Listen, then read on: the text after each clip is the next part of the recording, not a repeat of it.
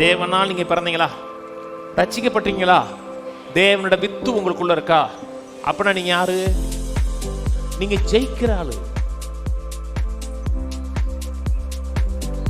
2 தீமோத்தேயு 2:3 நீயும் கிறிஸ்து இயேசுவுக்கு நல்ல போச்சவனாய் தீங்கு அனுபவி. ஆங்கிலத்தில் என்டியூர் ஹார்ட்ஷிப் இருக்கு.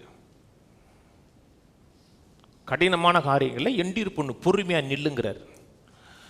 தண்டில் சேவகம் பண்ணுகிற எவனும் தன்னை சேவகம் எழுதி கொண்டவனுக்கு ஏற்றவனாயிருக்கும்படி பிழைப்பு கிடைத்த அலுவல்களில் சிக்கிக்கொள்ள மாட்டான்.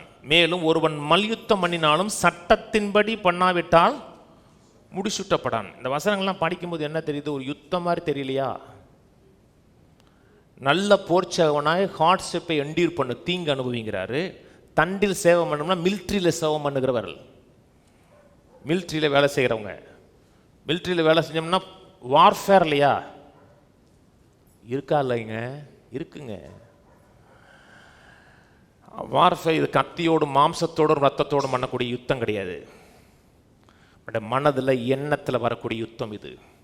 2 Corinthians 10 சொல்லுகிறார், நம்முடைய போராயுதங்கள் அறங்களை நிர்மூலமாக்குவதற்கு தேவ பலனாய் இருக்கிறது. அவைகளால், அந்த போர் ஆயுதங்களால் நாம் தேவனை அறிகிற அறிவுக்கு விரோதமாக எல்லா எண்ணங்களையும் சிறைப்பிடித்து நிர்மூலமாக்குறன் இருக்கு.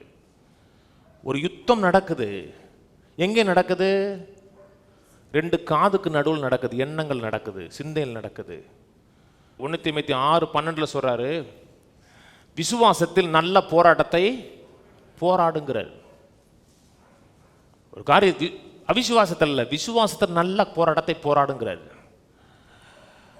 யுத்தம் செய்யக்கூடிய ஆட்களாக இருக்கவங்க நமக்கு விரோதமாக வரக்கூடிய அவிசுவாசங்கள், தரித்திர எண்ணங்கள், வியாதியின் எண்ணங்களுக்கு விரோதமாக யுத்தம் பண்ணுறோம். யுத்தம் பண்ணலையா? வீட்டுக்கார் ரட்சிக்கப்படணும்னு நினைக்கிறீங்க, ஆனால் நடக்கிற சம்பவங்கள்லாம் வேற மாதிரி இருக்கும் பொழுது அது யுத்தம் இல்லையா? யுத்தம் எதை விசுவாசிக்கிறோமோ காண்கிறவரை யுத்தத்தில் நிற்கிறது. சுகத்தை விசுவாசிக்கிறீங்களா? சுகத்தை விசுவாசிக்கும். சில இடத்துல வியாதிகள் வந்து தாக்குது நம்ம.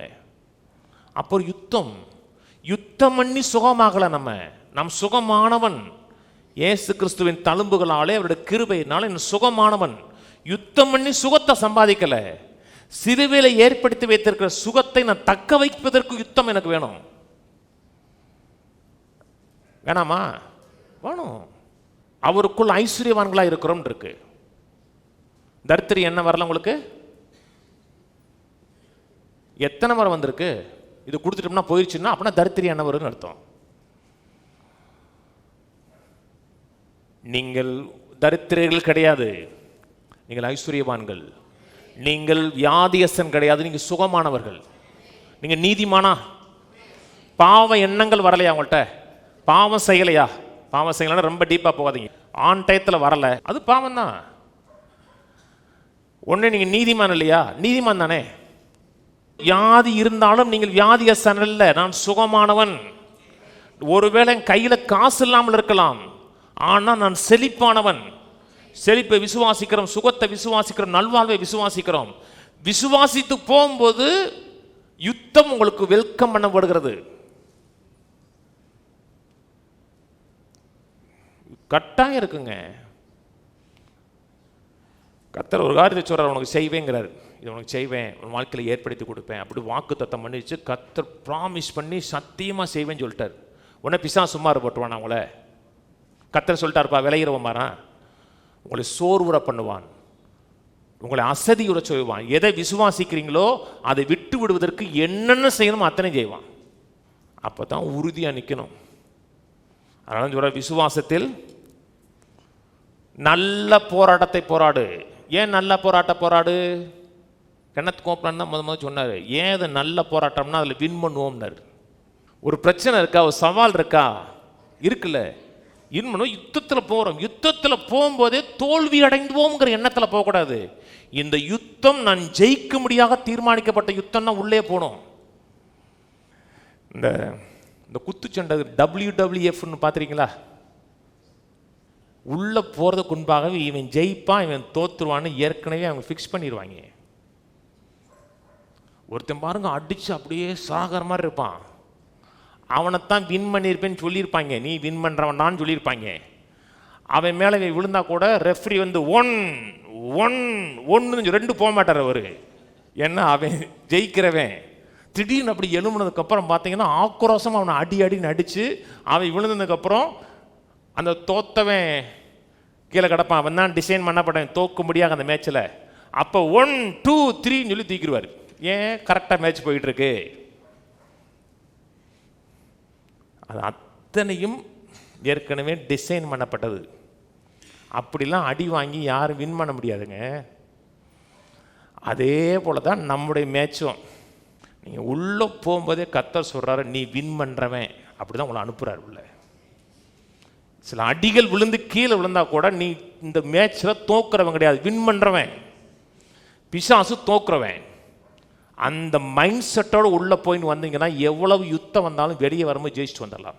என்ன எதிர்மறையான காரியங்கள் வந்தால் கூட இந்த யுத்தத்தில் முடிவில் நான் ஜெயிப்பேன். சுகமாக இருப்பேன், தீர்க்காயுசாக இருப்பேன், செல்வந்தனாக இருப்பேன். என்னை கொண்டு கர்த்தர் சொன்ன அத்தனை என் வாழ்க்கையில் நிறைவேறி இருக்கும்.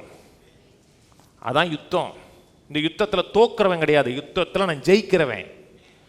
1 யோவான் 5:4 தேவனால் பிறப்பதெல்லாம் உலகத்தை ஜெயிக்கும். விசுவாசமே உலகத்தை ஜெயிக்கிற ஜெயம். தேவனால் நீங்கள் பிறந்தீங்களா? ரட்சிக்கப்பட்டிருக்கீங்களா? தேவனோட வித்து உங்களுக்குள்ள இருக்கா? அப்படின்னா நீங்கள் யாரு? நீங்கள் ஜெயிக்கிற ஆளு. பக்கத்தில் சொல்லுங்க, நீங்கள் தோக்கிறவர்கள் அல்ல, நீங்கள் ஜெயிக்கிறவர்கள். தோற்கும்படியாக கர்த்தர் நம்மை பிறப்பிக்கவில்லை, ஜெயிப்பதற்காகவே ஜெனிப்பிக்கப்பட்டிருக்கிறோம். ஆமென். அப்படித்தான் சொல்லணும். வீட்டில் போனவொன்னா ஆமாம் இவர் வெட்டி முறிச்சிட்டாரு. அவர் வெட்டி முறிப்பார், கொஞ்சம் வெயிட் பண்ணுங்க. நீங்கள் வெட்டி முறிச்சிடக்கூடாது, கொஞ்சம் என்கரேஜ் பண்ணுங்க. ஜெயிப்போம், மேற்கொள்ளுவோம், இதெல்லாம் ஒன்றுமே கிடையாதுங்க. அப்படி என்கரேஜ் பண்ணுங்க.